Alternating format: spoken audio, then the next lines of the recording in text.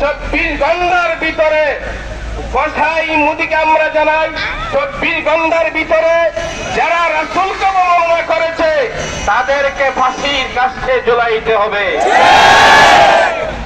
আমরা হইলাম রাসূলের উম্মত, আমাদের প্রত্যেকের অন্তরে নবীর মহব্বত আছে কিনা? হযরত রাসূল আকরাম সাল্লাল্লাহু আলাইহি ওয়াসাল্লাম এক হাদিসে মহব্বতের মাপকাঠি বলে দিয়েছেন, লা ইউমিনু আহাদুকুম হাত্তা আকুনা হাব্বা ইলাইহি মিন ওয়ালিদিহি ওয়া ওয়ালাদিহি ওয়ান নাসি আজমাইন।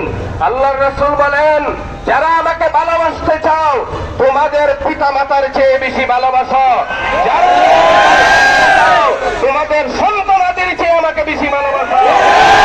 আমাকে ভালোবাসতে চাও তারা আমাকে তোমাদের অর্থ সম্পদের চেয়ে বেশি ভালোবাসতে হবে। আমাকে ভালোবাসতে চাও সমগ্র জগৎবাসীর চেয়ে আমাকে ভালোবাসতে হবে।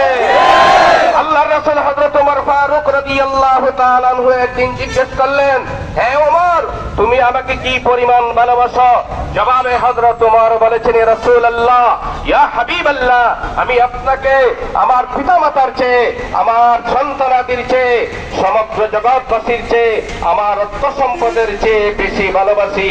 আল্লাহ রাসূল বলেন, হে ওমর, তোমার জবাব ঠিক হয়নি। এরপরে ওমর বলেছেন, ইয়া রাসূলুল্লাহ, আমি ওমরের জানের চেয়ে আপনাকে বেশি ভালোবাসি। এরপরে আল্লাহ রাসূল বলেছেন, হে ওমর, তুমি এই মাত্র পরিপূর্ণ মুমিন হলে। সম্মানিত তাওহীদি জনতা, যদি আমরা পরিপূর্ণ ঈমানদার হতে চাই, যখনই কোনো কুলাঙ্গার নবীকে অবমাননা করবে, আমরা ইমামদের পক্ষ থেকে যখন ডাক দেওয়া হবে, আহ্বান করা হবে, আপনারা কে কে রাজি আছেন এই সবাইকে এই তাওহীদি জনতার জনসভায় অংশগ্রহণ করার তৌফিক দান করুন। আলহামদুলিল্লাহ। আসসালামু আলাইকুম ওয়া রাহমাতুল্লাহ।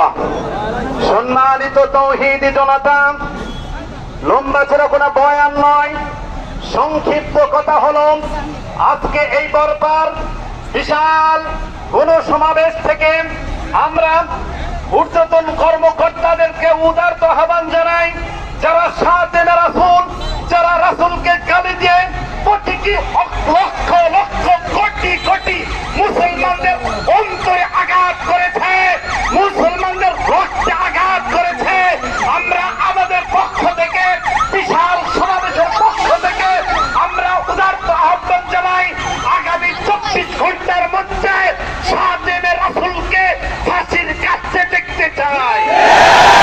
আগামী 24 ঘন্টার মধ্যে সাথে রাসূলকে চূড়ান্ত পর্যায়ের শাস্তির ব্যবস্থা করতে চাই। আমাদের উদারত আহ্বান জানাচ্ছি, আপনারা অনতিবিলম্বে এই রাসূলের গালিগালাজ করনেওয়ালা ব্যক্তিকে চিবালোকে প্রকাশ্যে ফাঁসির কাছে ঝুলিয়ে দেয়, নইলে মুসলমান ঘরে থাকবে না, মুসলমানদেরকে হাত করে যাবে না।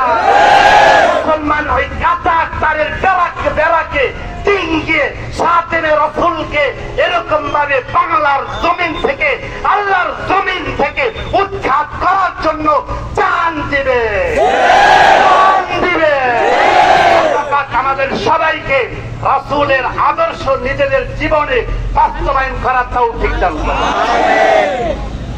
মুহতারাম মুসলিম কেরাম, সম্মানিত তাওহীদি জনতা, আমরা আজকে বরপা আইম্মায়ে কেরামের কাছ থেকে পক্ষ থেকে ঘোষণা করছি, যদি আমাদের তরফ থেকে এটা শেষ মিছিল নয়, এইটা শেষ সমাবেশ না, যদি পরবর্তীতে নবীকে অপমান করা হয়, ওলামায়ে কেরাম যদি ডাকতে আপনারা আসবেন তো ইনশাআল্লাহ। যদি ইফতিদার প্রয়োজন পড়ে ইফতিদার ইনশাআল্লাহ, যদি রাজনীতি আসার প্রয়োজন পড়ে আসবেন তো ইনশাআল্লাহ।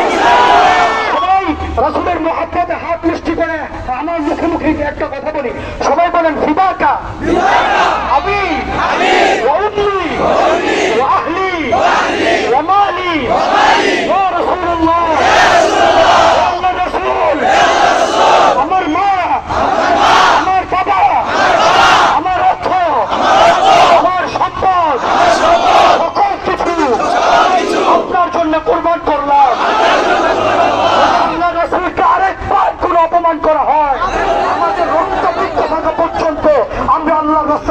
যাবো ইনশাআল্লাহ।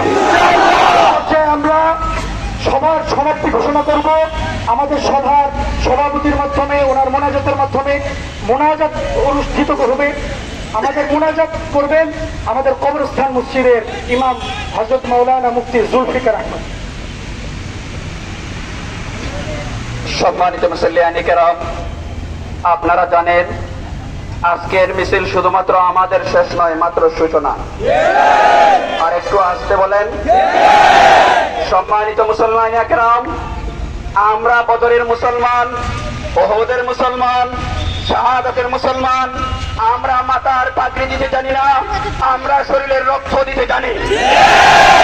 হযরত মিকদাদ ইবনে আসওয়াদ রাদিয়াল্লাহু তাআলা আনহু রাসূলের সামনে দাঁড়িয়ে সেইভাবে বলেছিলেন, ইয়া রাসূলুল্লাহ, আপনার ডানে হয়, বামে হয়, সামনে হয়, পিছনে হয়, যেভাবে হোক না কেন রক্ত দিতে প্রস্তুত আছি। এই বিশ্বের মুসলমান আমরা সবাই মুষ্টিবদ্ধ হয়ে ঐক্যবদ্ধ হয়ে যাই ইনশাআল্লাহ। রামগিরি একটা কেন শত শত আসলেও আমাদের সঙ্গে পারবে না। সম্মানিত তৌহিদি জনতা, আমাদের সূচনা মাত্র হয়েছে। সিংহের লেজ দিয়ে কান ঘুষাইলে হবে না। সিংহের যখন নড়া দিবে তখন বুঝতে পারবে কানের মূল্য কত। সম্মানিত মুসল্লিয়ানে কেরাম, আমরা দোয়া করি আলহামদুলিল্লাহি রাব্বিল আলামিন ওয়াল আকিবাতু লিল মুত্তাকিন ওয়াসসালাতু ওয়াসসালামু আলা সাইয়্যিদিল আমবিয়া ওয়াল আশরাফিল আমবিয়া ওয়াল মুরসালিন। আল্লাহ আমাদের সকলের সব গুনাহ থেকে মাফ করিয়ে দাও। আল্লাহ আমাদের আজকের এই মিছিলকে আমাদের নবীজির জন্য কবুল করো। আমাদের নাজাতের উসিলা বানিয়ে দাও। সাহাবায়ে কেরামের মতো আমাদেরকে কুরবান হওয়ার তৌফিক দান করো। ইসলামকে বিজয় করিয়ে দাও। যারা জান মাল দিয়ে সহযোগিতা করছেন তাদেরকে আল্লাহ তুমি সাহায্য করো।